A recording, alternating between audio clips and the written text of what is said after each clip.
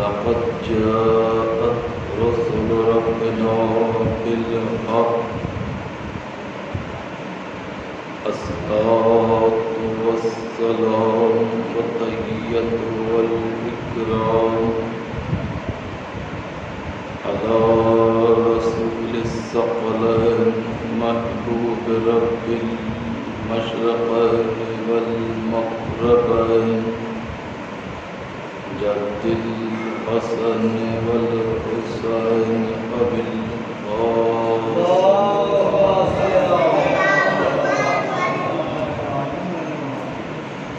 وعلى أهل بيت الطيبين الطاهرين المعصومين المظلومين المنتجبين المنتخبين لعنة الله على أعدائهم أجمعين رب اشرح لي صدري ويسر لي أمري واحلل عقدة من لساني يفقهوا قولي أما بعد فقد قال الله تبارك في القرآن الحكيم وقوله الحق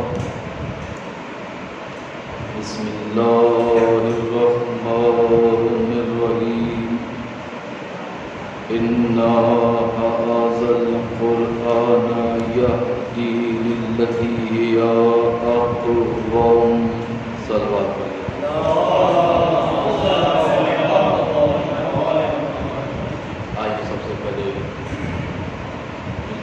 مولا امام زمانہ کی صدا کو یاد کرتے ہیں اللہم صل علی محمد وآل محمد بسم اللہ الرحمن الرحیم اللہم کل ولیک الحجۃ ابن الحسن صلواتک وعلى آبائه في هذا الساعة وفي كل ساعة وليا وحافظا وقائدا وناصرا ودليلا وعينا حتى تسكنه أرضك طوعا وتمتعه فيها طويلا. حضرات اللہ سے گزارش ہے کہ ایک مرتبہ سورہ الحمد اور 3 مرتبہ سورہ توحید کی تلاوت فرما کر مرحوم تقی حیدر ابن رضی حیدر اور عالیہ حیدر بنت سید رضی حیدر کی روح کو اصال فرما.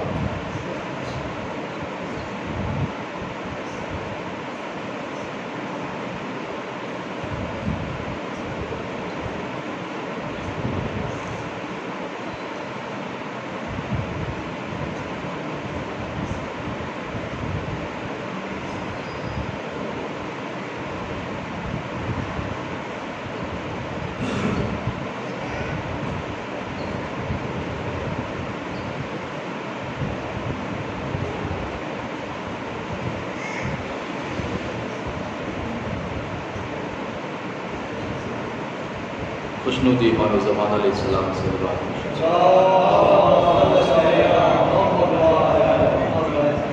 رات 4-5 سے باتیں آپ کو بھیجنی ہے.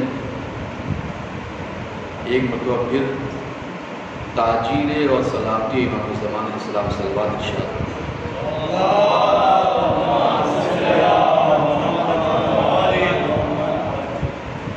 الحمدللہ خمس مجالس میں ہمارے درمیان بزرگ عالم دین تشریف فرما ہیں. مولانا علی جناب مولانا نذیر حسن صاحب کا ایک عرصے دراز سے وفات میں آپ خدمت انجام دے رہے ہیں. تقریباً 36 سال کا تقریباً عرصہ لہٰذا آپ کی اور آپ کے خانوادے کی صحت و سلامتی کے لیے صلوات نشان.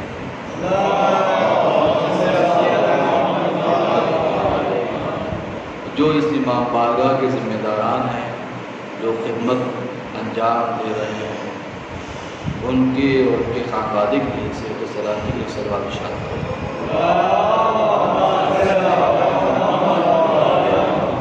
اور ایک صلوات آپ حضرات ایک دوسرے کی صحت و سلامتی اور طول عمر کے لیے ارشاد کریں.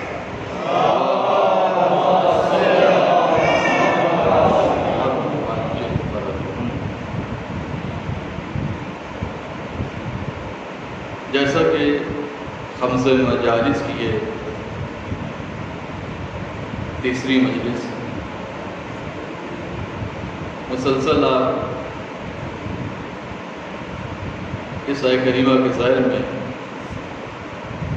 جس کو پروردگار عالم نے سورہ بنی اسرائیل کی نویں آیت کا ایک حصہ رب العالمین والرحمن الرحیم خدا اپنی محکم کتاب میں کیا ارشاد فرمانا ہے؟ اِنَّ هَذَا الْقُرْآنَ يَهْدِي لِلَّتِي هِيَ أَقْوَمُ. یقیناً یہ قرآن اس راستے کی طرف ہدایت کرتا ہے جو سب سے زیادہ سیدھا اور مستقیم ہے. اور یہ بھی بات واضح ہو گئی کہ کون سا راستہ سب سے سیدھا راستہ ہے. تو معلوم ہوا اہل بیت کا راستہ، کربلا کے شہیدوں کا راستہ، اسیران کربلا کا راستہ، یہی وہ راستہ ہے کہ انسان جب اس راستے پہ اپنی زندگی کو اتار لیتا ہے اور چلنے لگتا ہے تو پھر اس کی زندگی میں کامیابی ہی کامیابی. یعنی ہم کو اہل بیت علیہ السلام نے ایک زندگی گزارنے کا دستور بتایا ہے، اصول بتایا ہے کہ صبح سے لے کر اور رات سونے تک زندگی کو کیسے گزارنا ہے. زندگی یہ بھی بتا دیا کہ گھر میں زندگی کیسے گزارنا ہے، خاندان والوں کے درمیان، محلوں والوں کے درمیان، سماج کے درمیان. زندگی گزارنے کے الگ الگ طریقے ہیں الگ الگ حصے کے عنوان سے. ہر انسان کو جو دن گزر گیا ہے آنے والا دن گزرے ہوئے دن سے بہتر گزارنا ہے. گزرا ہوا دن اور جو آ رہا ہے دن، وہ آنے والا دن گزرے ہوئے دن سے بہتر گزارنا ہے. ہمارے دوسرے امام حسن مجتبیٰ علیہ السلام فرماتے ہیں کہ وہ انسان گھاٹے میں ہے کہ جس کے 2 دن ایک جیسے گزرے. جس کے 2 دن ایک جیسے گزرے، یعنی جیسا میرا آج کا دن گزرا اگر ایسا ہی میرا دن کل گزرے تو ہم گھاٹے میں. اگر ہم نے آنے والے دن کو آج سے بہتر نہیں گزارا تو ہم نقصان میں، گھاٹے میں. لہذا ہر محبان اہل بیت کی یہ کوشش ہونا چاہیے کہ آنے والا دن گزرے ہوئے دن سے بہتر گزرے. اور ساتھ ساتھ کل بات یہ بھی بیان ہوئی حافظے سے متعلق کہ واجب نمازیں ہوں یا مستحب نمازیں ہوں،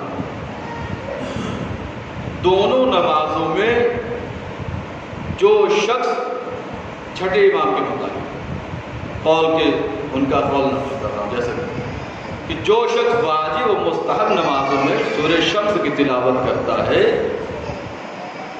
اس کی نیک توفیقات میں، الہی توفیقات میں اضافہ ہوتا ہے اور حافظہ بڑھتا ہے، حافظہ مضبوط ہوتا ہے. دیکھیے یہ حافظے کا قوی ہونا، حافظے کا مضبوط ہونا یہ بہت بڑی نعمت ہے پروردگار کی جانب سے. یہ زندگی جو ہم اس دنیا میں گزارنے کے لیے آئے ہیں، یہ زندگی خود اپنی زندگی نہیں ہے. ہمیں زندگی کو ویسے گزارنا ہے جیسے ہمارے رہبروں نے بتایا ہے، معصومین علیہ السلام نے ہم کو تعلیم دی.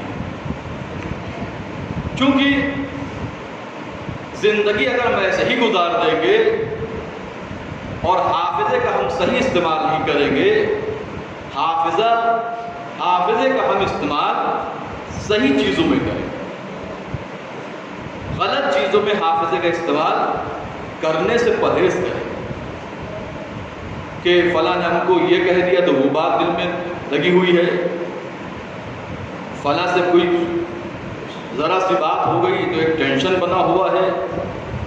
بلکہ حافظے کا استعمال ان کاموں میں گزارے جس سے دین و دنیا دونوں میں اس کی کامیابی،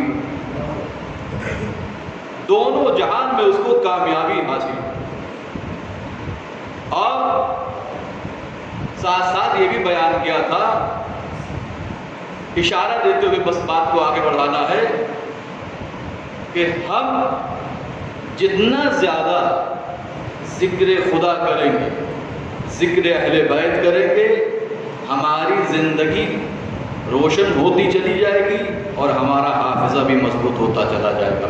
صلوات پڑھتی ہے محمد.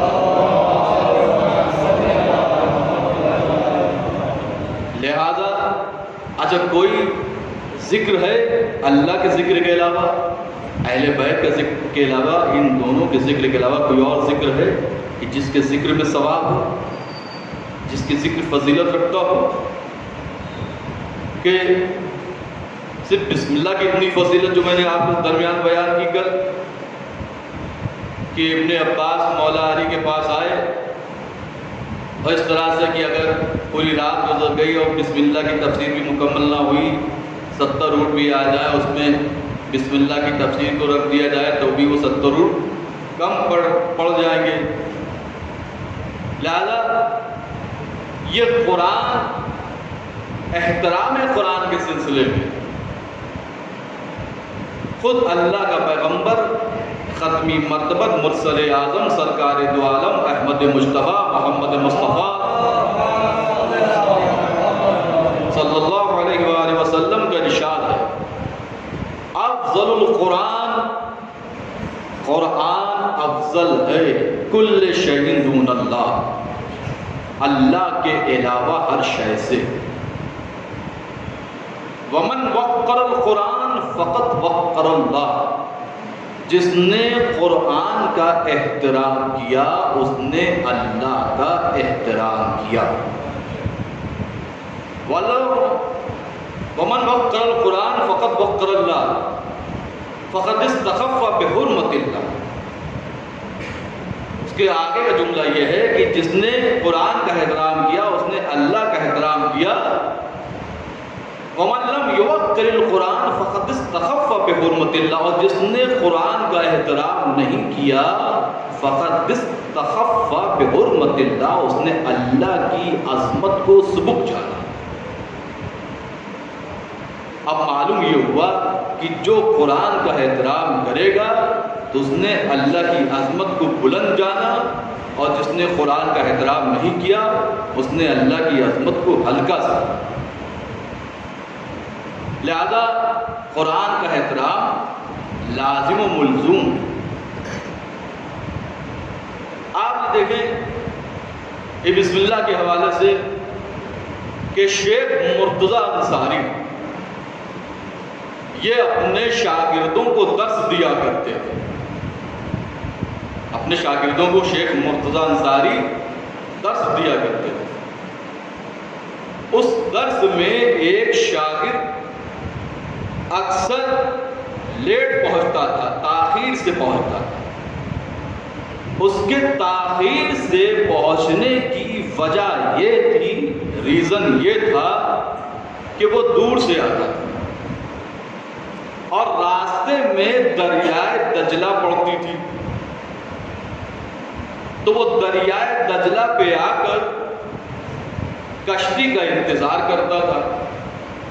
کبھی کشتی ہوتی تھی تو ملہ نہیں ہوتا تھا، اور ملہ ہوتا تھا تو ملہ سواریوں کے انتظار میں رہتا تھا۔ تو اس بنا پر وہ اکثر و بیشتر درس میں تاخیر سے پہنچتا تھا، اس سے شرمندگی کا سامنا کرنا پڑتا تھا۔ ایک مرتبہ اس طالب علم نے شیخ مرتضیٰ انصاری کے پاس جا کے کہا، آقا شیخ، سب بچے وقت پر آ جاتے ہیں اور میں آپ کے کلاس میں لیٹ پہنچتا ہوں۔ جب میں لیٹ پہنچتا ہوں تو مجھے بڑی شرمندگی محسوس ہوتی ہے، بڑا شرمسار ہو جاتا ہوں۔ آپ بتائیے میں کیا کروں کہ میں بھی وقت کے ساتھ کلاس میں حاضر ہو جاؤں۔ اس نے اپنی دقت بتائی، پریشانی بتائی کہ ہم آتے ہیں تو راستے میں دریائے دجلہ پڑتی ہے اور کبھی کشتی نہیں ہوتی، کبھی ہوتی ہے تو ملہ نہیں ہوتا، اور ملہ ہوتا ہے تو وہ سواریوں کے انتظار میں رہتا ہے، کہ جس کی بنا پہ ہم کو تاخیر ہوتی ہے۔ یہ سننا تھا کہ شیخ مرتضیٰ انصاری نے کاغذ اور قلم کو اٹھایا اور اس کاغذ قلم پہ کچھ لکھا۔ لکھنے کے بعد اس کو ایک تعویذ کی شکل دے کر اس کو دے دیا، یعنی موڑ کے اس کو اس طالب علم کو، شاگرد کو دے دیا، اور یہ کہتے ہوئے کہ جب بھی تمہارے ساتھ یہ مشکل پیش آئے کہ کشتی نہ ملے، تاخیر کی کوئی بھی وجہ بنے، تو تم اس کاغذ کو اپنے ہمراہ رکھنا اور پانی پہ پیر رکھ دینا۔ پانی پہ پیر رکھ دینا، تم کلاس میں وقت سے پہنچ جاؤ گے۔ تو اب یہی ہوا کہ وہ جو شیخ مرتضیٰ انصاری نے اسے کاغذ دیا تھا لکھ کے، اور ایک بات یہ بھی کہی تھی کہ کبھی بھی اس کاغذ کو کھول کے دیکھنا مت۔ دیتے وقت شیخ مرتضیٰ انصاری نے یہ بھی کہا تھا کہ کبھی بھی اس کاغذ کو کھول کے دیکھنا مت، اور جب بھی مشکل آئے اس کو اپنے ہمراہ رکھنا، تو تم پانی سے گزر جاؤ گے بڑی آسانی کے ساتھ، اور کلاس میں پابندی سے آ جایا کرو گے۔ اب یہ لے کے چلا گیا۔ جب بھی اس کو یہ مشکل آئی کہ کشتی کے انتظار میں کھڑا ہونا پڑتا تھا پہلے، تو اب اس نے کاغذ کو اپنے ہمراہ رکھا اور پانی پہ پیر رکھا اور پانی سے پار کر گیا، عبور کر گیا۔ کئی مرتبہ ایسا ہوا۔ ایک مرتبہ شیطان نے اس طالب علم کو وربلایا کہ آخر دیکھو تو اس کاغذ میں کون سی ایسی بات لکھی ہوئی ہے، کون سا ایسا چمتکار ہے، کون سی ایسی بات ہے جو موجز نما ہے کہ پانی پہ پیر رکھو اور بڑی آسانی کے ساتھ دریا پار کر جاؤ، اور تم وہاں پہنچ جاتے ہو، شرمندگی کا اب سامنا بھی نہیں کرنا پڑتا۔ شیطان کے وربلانے میں اس نے کیا کیا کہ اس نے کاغذ کو کھول کے دیکھ لیا۔ اب جو کاغذ کو کھول کے دیکھا تو اس میں لکھا ہوا تھا بسم اللہ الرحمن الرحیم. یہ دیکھا کہ بس علی بسم اللہ لکھا ہوا ہے، یعنی بسم اللہ لکھا ہوا ہے، اس کے علاوہ کچھ نہیں لکھا ہوا ہے.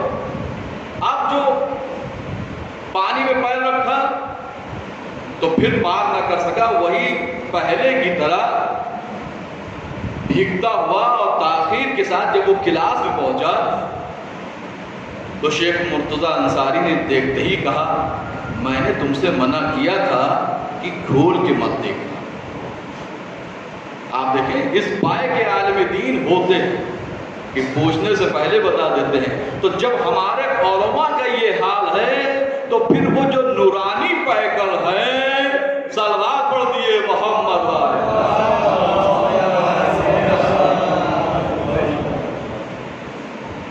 دیکھتے ہی جب اس کی حالت دیکھی بھیگا ہوا کلاس میں تاخیر سے آیا. شیخ مرتضیٰ انصاری دیکھتے ہی کہا کہ میں نے تم سے منع کیا تھا کاغذ کو کھول کے مت دیکھنا اور تم نے دیکھ لیا. تو دیکھا آپ نے کہ قرآن مجید کی چھوٹی سی چھوٹی آیت کیوں نہ ہو، ہر آیت بڑی باعظمت والی ہوتی ہے، بڑی فضیلت رکھتی ہے. تو یہ قرآن ثابت کے حوالے سے آپ نے بات سماعت فرمائی. چونکہ ہماری بات دونوں سے متعلق چل رہی ہے، قرآن ثابت قرآن ناطق. آئیے اب قرآن ناطق کے حوالے سے بھی بات بیان کرتا چلوں. مولائے کائنات حضرت امیر المومنین علی بن ابی طالب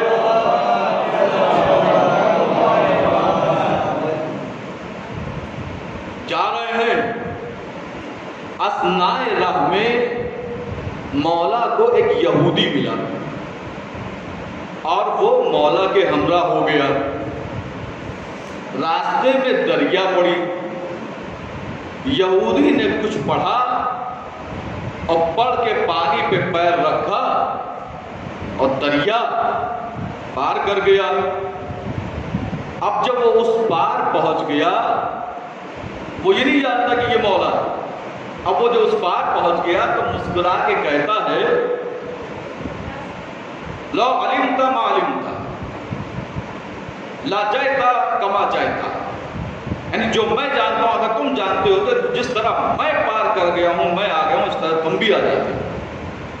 یہ کہنا تھا کہ علی نے کچھ پڑھا نہیں بلکہ اپنی نگاہوں سے پانی کو دیکھا، بلکہ یوں کہوں کہ عین اللہ کی نگاہ نے پانی پہ نگاہ ڈالی. اور جیسے ہی عین اللہ کی نگاہ پانی پہ پڑی اس پانی کی حیت بدل گئی، یعنی اب وہ پانی نہ رہا، وہ برف ہو گئی. مولائے کائنات چلے گئے اس پر. اب جب اس بار اس یہودی کے پاس پہنچ گئے تو وہ یہودی کہتا ہے کہ آپ کا تو چمتکار ہم سے زیادہ بلند نکلا، آپ تو ہم سے زیادہ باکمال نکلے. میں نے تو کچھ پڑھا تب جا کے راستہ پار کیا، آپ نے فقط پانی کو دیکھا. اب دیکھنے آپ کا دیکھنا ہی تھا کہ پانی نے برف کی شکل اختیار کر لی اور آپ دریا پار کر گئے. یہ بتائیے کہ آپ نے کیا پڑھا؟ کہا یہ تو میں بعد میں بتاؤں گا، پہلے یہ بتا کہ تم نے کیا پڑھا. مولا نے پوچھا کہ تم نے کیا پڑھا؟ کہا جب بھی کوئی مشکل ہمیں آتی ہے تو ہم مشکل کشا رسول کے وسیع علی کا نام لے لیا کرتے ہیں. تو ہم نے علی کا نام لیا اور ہم دریا پار کر گئے. بس مولائے کائنات نے کہا تم نے جس علی کا جس وسیع رسول کا نام لیا وہ وسیع رسول علی ابن ابی طالب میں ہی ہوں. صلوات پڑھ دیے محمد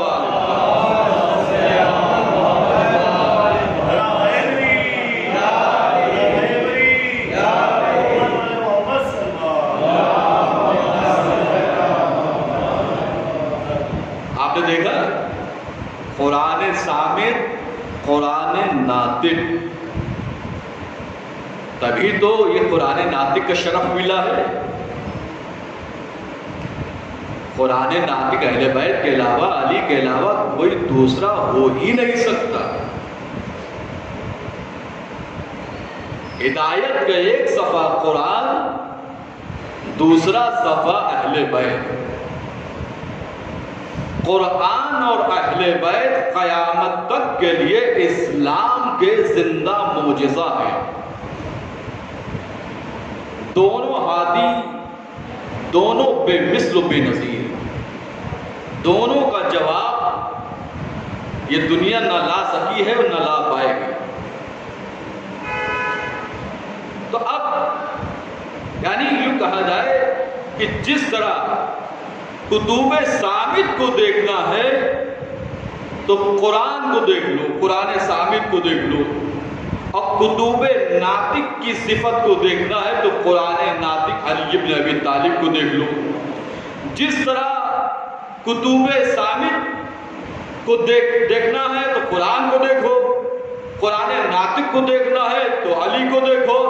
یعنی تمام انبیاء کے کمالات، ایک صلوات کے لیے محمد علیہ تمام انبیاء کے کمالات و فضائل کو اگر دیکھنا ہے تو علی کی ذات میں دیکھو۔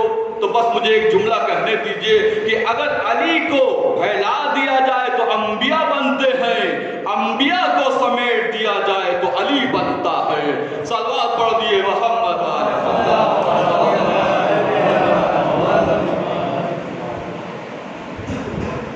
انبیاء کو پھیلا دیا، انبیاء کو سمیٹ دیا جائے تو علی بنتا ہے۔ اچھا، جس طرح قرآن مجید میں 114 سورے ہیں، اعتراض کرنے والا کہتا ہے کہ قرآن آپ علی کو قرآن ناطق کہتے ہیں، اہل بیت کو قرآن ناطق کہتے ہیں، تو قرآن صامت میں تو 114 سورے پائے جاتے ہیں، علی قرآن ناطق میں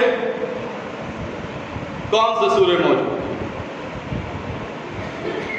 تو میں یہاں پہ یہ کہنا چاہتا ہوں بندہ پرور، بات یہ ہے کہ قرآن مجید کے سوروں سے مراد اس کے کاغذ کے ٹکڑے نہیں ہیں، بلکہ وہ احکام خدا ہیں جن میں مطالب ہدایت درج ہیں۔ اسی طرح علی کے قرآن ناطق ہونے کا مطلب یہ نہیں کہ علی کے جسم اعضاء کے ٹکڑے وہ قرآن ناطق کی سورہ کی حیثیت رکھتے ہیں، نہیں، بلکہ مولائے کائنات کی وہ قوتیں ہیں جو حمایت اسلام میں صرف ہوئی۔ علی کی وہ دماغی قابلیت ہے جس سے دین کی اشاعت ہوئی۔ عبادت و ریاضت کے وہ نمونے ہیں جو آج تک بے مثل و بے نظیر ہیں۔ جس طرح خداوند عالم نے قرآن مجید کے متعلق تحدی فرمائی، چیلنج فرمایا، اسی طرح قرآن ناطق علی ابن ابی طالب کے متعلق بھی تحدی فرمائی، چیلنج فرمایا کہ اگر تم علی کے کمالات کا جواب نہیں لا سکتے ہو تو کسی ایک کمال کا جواب پیش کرو۔ جس طرح علی کا ذکر داخل عبادت ہے، اگر اسی طرح اگر کسی اور کا ذکر بھی داخل عبادت ہے، اگر ہو تو بتاؤ۔ بڑے بڑے لوگ کوشش میں لگے رہے اپنے ذکر کو اس قابل بنانے کے لیے کہ ہم کو یہ فضیلت حاصل ہو جائے، ہم کو یہ فضیلت میسر ہو جائے، ہم کو دیکھیں بظاہر لقب مل جانا کہ ہم کوئی اپنے کو صدیق کہہ لے، کوئی اپنے کو فاروق کہہ لے، کوئی اپنے کو غنی کہہ لے، لیکن علی کے مقابلے میں کوئی نہیں۔ اس طرح تو آپ دیکھیں کہ شاعر نے کیا خوب کہا کہ صدیق کوئی نفس پیمبر نہ بن سکا، فاروق کوئی فاتح خیبر نہ بن سکا، کوئی غنی بھی ساقی کوثر نہ بن سکا، جس نے جو چاہا بن گیا حیدر نہ بن سکا، لائے زمانہ ایسے کسی بو تراب کو لوٹا سکے جو ڈوبے ہوئے آفتاب کو۔ ایک صلوات پڑھ دیے محمد۔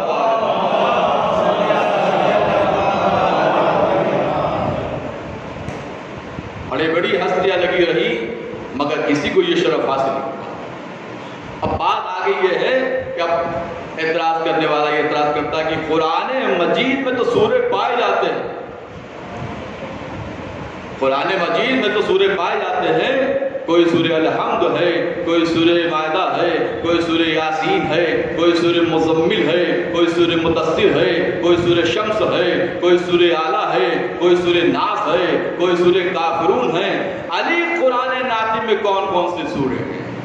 تو پھر میں کہوں گا کہ جس طرح قرآن کے الفاظ قرآن نہیں بلکہ احکام قرآن ہیں، اسی طرح علی کے وہ کمالات ہیں جو قرآن ناطق کے سورے کی حیثیت رکھتے ہیں، لہذا ماننا پڑے گا کہ علی قرآن ناطق میں بھی سورے پائے جاتے ہیں۔ کوئی سورہ شجاعت ہے، کوئی سورہ سخاوت ہے، کوئی سورہ عبادت ہے، کوئی سورہ فصاحت ہے، کوئی سورہ بلاغت ہے، کوئی سورہ کرامت ہے، کوئی سورہ نجاوت ہے، کوئی سورہ شرافت ہے۔ اتنے سوروں کے بعد ایک بلند ترین صلوات ارشاد فرما دیجیے وہاں۔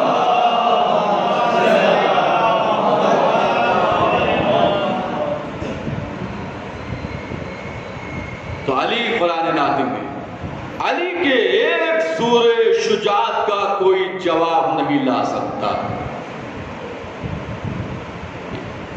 یقین نہ ہے تو تاریخ اٹھا کے پڑھیے، خیبر کا معرکہ علی کی شجاعت کا قصیدہ پڑھتا ہے،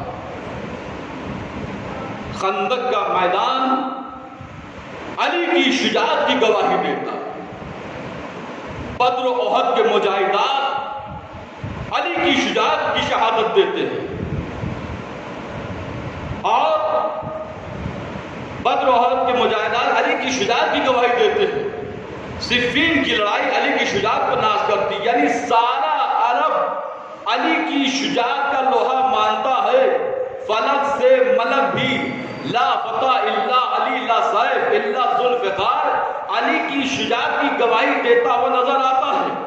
جنگ بدر میں فرشتے علی کی صورت میں جنگ کر رہے ہیں تاکہ شجاعت کا سکہ بیٹھ جائے، علی کی شجاعت کا سکہ بیٹھ جائے، یعنی ساری دنیا علی کی شجاعت کا کلمہ پڑھ رہی ہے، ساری دنیا۔ بھائی کیوں نہ ہو، علی کسی ویسے کا نام تھوڑی نہیں ہے۔ کیا خوب شاید نے 6 سے سماعت فرمائیے گا کہ تاریخ کائنات کا عنوان ہے علی، روز ازل سے مرکز ایمان ہے علی، اللہ کے وجود کا اعلان ہے علی، قرآن سے پہلے حافظ قرآن ہے علی، اور لے کر علم جو حق کی حمایت میں آ گیا، دین خدا تمام زمانے پہ چھا گیا۔ صلوات پڑھیے محمد والے۔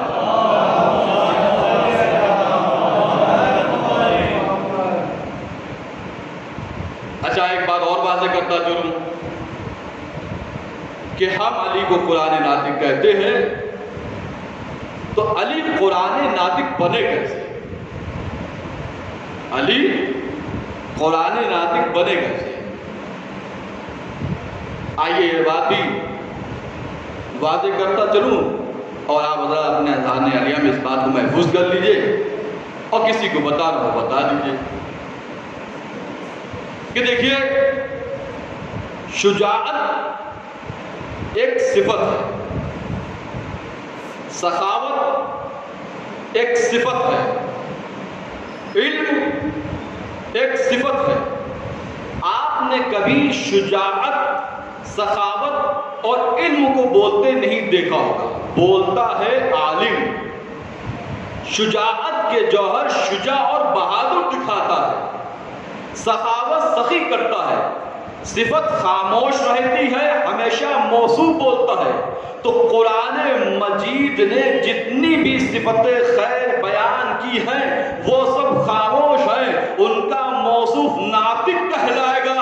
لہذا قرآن نہیں بولتا، قرآن والے بولتے ہیں، اور وہ اہل بیت کے علاوہ کوئی دوسرا نہیں ہو سکتا، وہ اہل بیت کے علاوہ کوئی دوسرا نہیں ہو سکتا۔ تو معلوم ہوا کہ جس طرح سے قرآن ثابت بے مثل و بے نظیر ہے، اسی طرح سے قرآن ناطق بے مثل و بے نظیر ہے۔ علی کی کن فضیلتوں میں سے کس فضیلت کو بیان کیا ہے؟ ہر فضیلت کے لیے وقت کم ہے، ہر فضیلت کے لیے زمانہ کم ہے، کہ علی لوگوں کی کیسی مدد کرتے تھے، علی کی سخاوت کیا تھی؟ جیسا کہ کل آپ نے سماعت فرمایا، آج بھی ایک بار سماعت فرما لیجیے سخاوت کے حوالے سے، کہ ایک شخص مولائے کائنات علی ابن ابی طالب علیہ السلام کی خدمت میں آیا،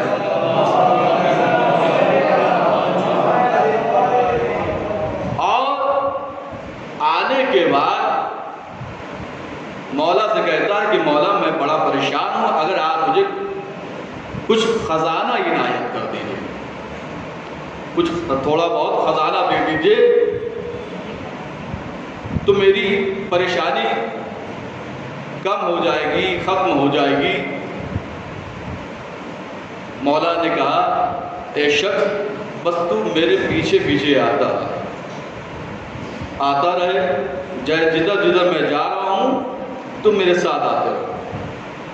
اب مولائے کائنات آگے آگے ہیں، وہ شخص مولا کے پیچھے پیچھے۔ اب ایک مرتبہ وہ چلتے چلتے جب ایک سنسان جگہ سے گزر ہوا، چٹیل میدان سے گزر ہوا، تو ایک مرتبہ وہ کہتا ہے کہ مولا میں نے آپ سے خزانہ مانگا ہے۔ مولا خزانہ تو وہاں بھی دے سکتے تھے مگر اس کو کچھ دور چلانا تھا۔ اس نے کہا مولا میں نے آپ سے خزانہ مانگا ہے کہ آپ مجھے کہاں جنگل بیابان میں لے کر آ گئے؟ علی نے کہا میں تجھ کو خزانہ دینے ہی کے لیے آیا ہوں۔ بس مولا نے کیا کیا کہ اپنے قدم سے زمین کو ٹھوکر ماری، بلکہ جملہ پلٹ کے یوں کہہ دوں کہ ابو تراب نے تراب کو ایک ہلکی سی ٹھوکر ماری۔ ادھر ہلکی سی ٹھوکر کا لگنا تھا کہ زمین نے اپنا سینہ کھول دیا، زمین نے خزانہ اگلنا شروع کر دیا۔ اب جب خزانہ اگلنا شروع کر دیا تو وہ شخص علی کو سر تا پیر نگاہوں سے حیرت سے متعجب ہو کر دیکھنے لگا کہ ایک ہلکی سی ٹھوکر میں اتنا خزانہ۔ علی نے کہا کہ دیکھو اب تمہیں جتنا خزانہ چاہیے خزانہ لے لو، اب میں جا رہا ہوں۔ یہ بڑا خوش ہو گیا کہ علی چلے گئے۔ اب ہم یہ کریں گے کہ اپنے ساتھ جو تھیلا لے کر آیا تھا کہ خزانہ جتنا بھی اس تھیلے میں آ جائے گا وہ پر ہونے کے بعد علی نے جہاں پہ ٹھوکر ماری ہے وہاں پہ ہم نشان ڈال دیا کریں، نشان ڈال دیں گے تاکہ جب بھی خزانہ ہمارے پاس ختم ہو جائے یا کم ہو جائے تو ہم آ کے یہیں ہلکی ضرب کو مجھے پتہ ہی چل گیا کہ یہاں پہ خزانہ ہے۔ اب تو مولا کے پاس علی کے پاس جانے کی ضرورت نہیں ہے، اب خود ہم چل کے یہاں آ جائیں گے اور ایک ٹھوکر ماریں گے، خزانہ نکل آئے گا۔ خزانہ لے کے وہ چلا گیا، نشان ڈال دیا تھا۔ جب تک خزانے سے اس کا کام چلتا رہا، وہ کام چلاتا رہا، لیکن جب خزانہ ختم ہو گیا تو پھر وہ وہاں آیا جہاں پہ مولائے کائنات اس کو لے کر آئے تھے اور ٹھوکر ماری تھی۔ اس نے نشان ڈالا تھا، اس کو ڈالا ہوا نشان ملا، اس نے اب کیا کیا؟ ٹھوکر مارنا شروع کی۔ ایک ٹھوکر ماری، خزانہ نہ نکلا، دو ٹھوکر ماری، خزانہ نہ نکلا، تین ٹھوکر ماری، خزانہ نہ نکلا۔ ٹھوکروں پہ ٹھوکرے مارتا رہا، زمین سے خزانہ تو نہ نکلا مگر اس کے انگوٹھے سے خون نکل آیا۔ تو شاعر اہل بیت نے کیا خوب کہا، اے مسلمان خانہ خالق کا یہ منظر تو دیکھ، پائے حیدر کو نہ دیکھا، دوش پیغمبر تو دیکھ، اور مشکلوں میں جز علی کوئی نہیں مشکل کشا، ٹھوکرے کھانے کے بدلے یا علی کہہ کر تو دیکھ۔ صلوات پڑھ دیے محمد والے۔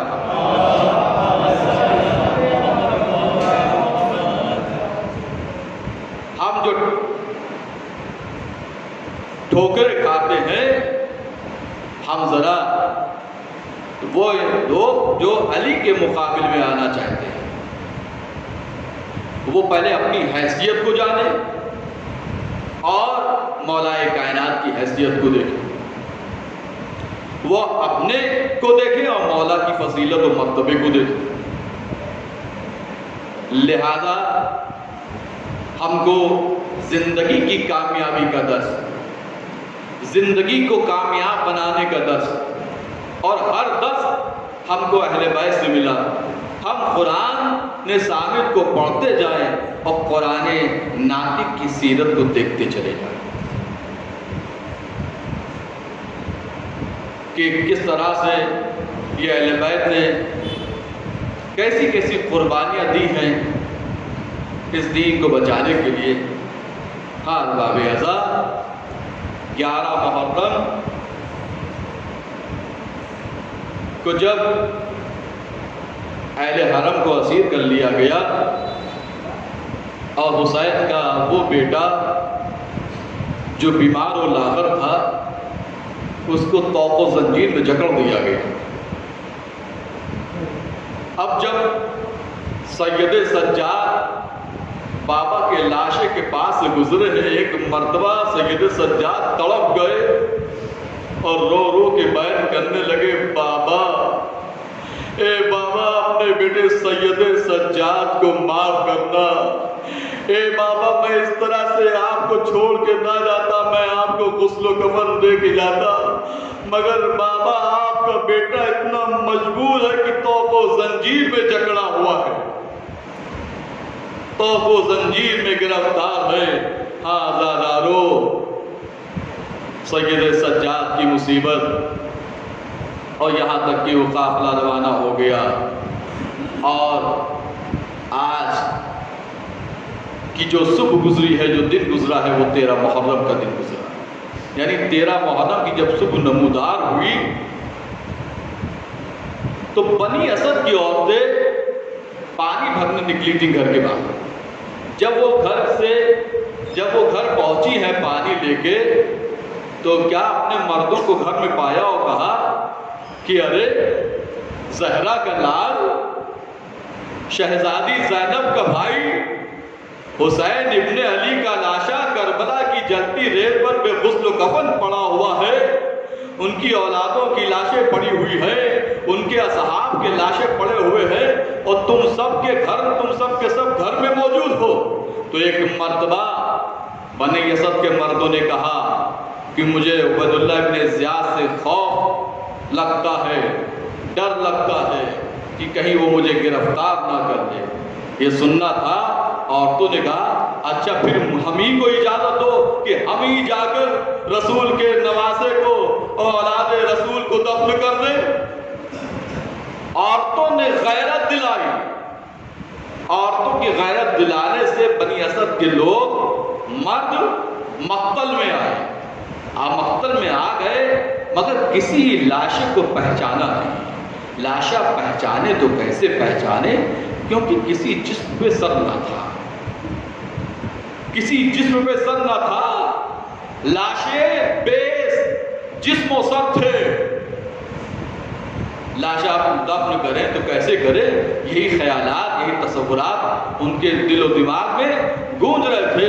ایک مرتبہ کیا دیکھا، کوفے کی جانب سے ایک گرد اڑتی ہوئی نظر آئی، دیکھا کہ ایک سوار چلا آ رہا ہے، ایک سوار چلا آ رہا ہے، اور آنے کے بعد لاشوں کے درمیان رک گیا۔ اب وہ سوار بتاتا رہا، ابھی بنی اسد نے نہیں پہچانا کہ آنے والا سوار کون ہے۔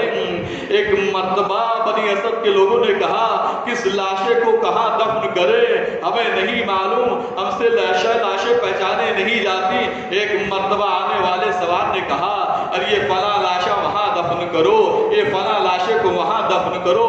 ایک لاشا جو لیلا کی لٹی کمائی تھی، 18 برس کڑیے جوانی اکبر کا لاشا، ایسا لاشا کسی نے پہنی ٹوٹی ہوئی تھی۔ بسدارو جو بنی اسد کے لوگوں نے پوچھا یہ کس کا لاشا ہے، سید سجاد نے طلب کر کہا یہ میرے بھیا علی اکبر کا لاشا ہے، اس لاشے کو یہاں دفن کر دو۔ اور یہ ننھا مجاہد، یہ میرا بھائی علی اصغر کا لاشا ہے، اس لاشے کو یہاں دفن کر دو۔ اور ایک مرتبہ ایک ایسے لاشے کے پاس سید سجاد پہنچتے ہیں کہ جو لاشا تیروں تلواروں سے پتھروں سے ڈھکا ہوا ہے۔ ایک مرتبہ جا کے اس لاشے پہ سید سجاد سینے پہ ہاتھ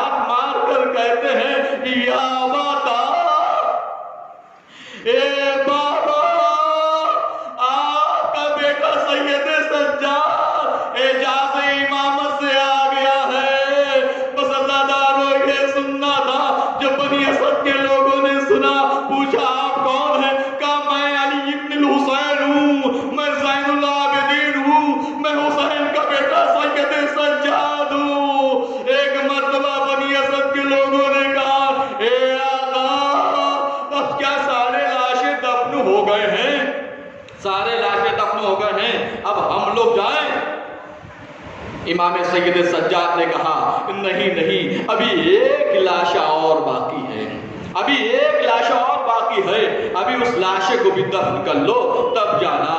تمام بنی اسد کے مردوں نے کہا آقا کوئی لاشا نظر تو آتا نہیں، آپ کس لاشے کی بات کر رہے ہیں؟ کہا وہ لاشا میرے چچا عباس کا لاشا ہے جو اپنے دونوں بازو کو کٹائے ہوئے نہر فرات کے قریب سو رہا ہے۔ بس عزادارو، سید سجاد اپنے غیردار چچا کے پاس آئے۔ بنی اسد کے سارے سے لاش عباس کو بھی دفن کیا۔ بس عزادارو، ایک راوی بیان کرتا ہے کہ جب بہت دیر ہو گئی کہ جب میں نے دیکھا سید سجاد اپنے غیرت دار چچا کی قبر میں اتر گئے ہیں اور بڑی دیر ہو گئی، بڑی دیر جب ہو گئی تو میں نے چاہا کہ جا کے قریب دیکھوں۔ اب جو میں نے قریب جا کے دیکھا تو کیا دیکھا کہ سید سجاد اپنے غیرت دار چچا کے سینے پر اپنے سر کو رکھ کے فریاد کر رہے ہیں، اے میرے غیرت دار چچا، اے میرے چچا، ارے آپ اپنی آنکھیں بہنوں کہاں دیکھیے، بے کجاوا اٹھو ان کو بیٹھایا گیا، سر بلائنا دیار بتیا کوفہ و شام کے بازاروں میں بلایا گیا۔ اے چچا کہ اپنی بہنوں کی مظلومیت کو ملاحظہ کیجیے۔ سیعلم الذین ظلموا ای منقلب ینقلبون رضا بقضائک و تسلیما لامرک۔ خدایا ہماری اس خلیص عبادت کو اپنی بارگاہ میں مقبولیت و مقبولیت کا درجہ عطا فرما۔ خدایا ہم سب کے گناہان کبیرہ و صغیرہ کو معاف فرما۔ خدایا ہم میں جو حج و زیارات کے مشتاق ہیں ہم کو شرف سے شرف یابی عطا فرما۔ اے میرے خدا جو بیمار ہیں ان کو عابد بیمار کے صدقے میں شفاء کلی و عاجل عطا فرما۔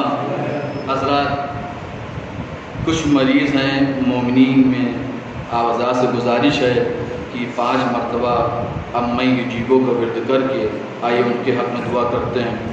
اللہم صلی علی محمد و آل محمد، بسم اللہ الرحمن الرحیم۔ امن یجیب المضطر اذا دعاہ ویکشف السوء، امن یجیب المضطر اذا دعاہ ویکشف السوء، امن یجیب المضطر اذا دعاہ ویکشف السوء، امن یجیب المضطر اذا دعاہ ویکشف السوء، امن یجیب المضطر اذا دعاہ ویکشف السوء۔ اللہم صلی علی محمد و آل محمد۔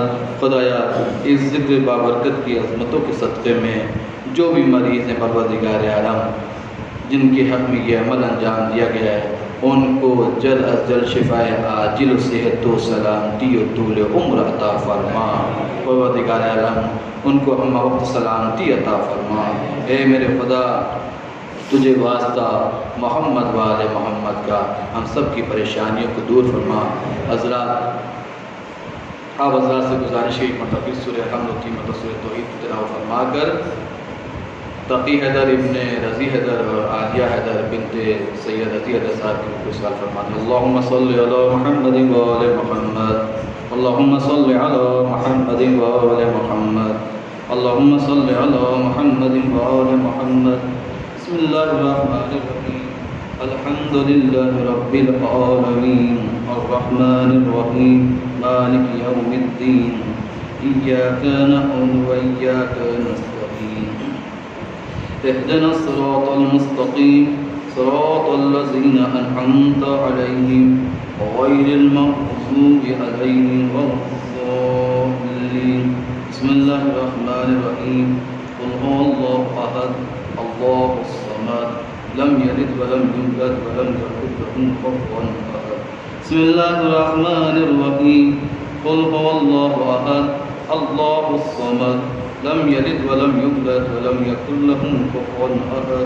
بسم الله الرحمن الرحيم قل هو الله أحد الله الصمد لم يلد ولم يولد ولم يكن له كفوا أحد اللهم صل على محمد وآل محمد اللهم صل على محمد وآل محمد اللهم صل على محمد وآل محمد خدا ایک متصل الحمد متصل خلاص اچھے متصلات تلاوت کا ثواب محمد وآل محمد کے صدقے میں مرحوم تقی حیدر ابن سید رضی حیدر اور عالیہ حیدر بنت رضی حیدر کے اعمال درج فرما، اے مرحومین کی مغفرت فرما، درجات کی بلندی میں سامنے فرما، ماتم حسن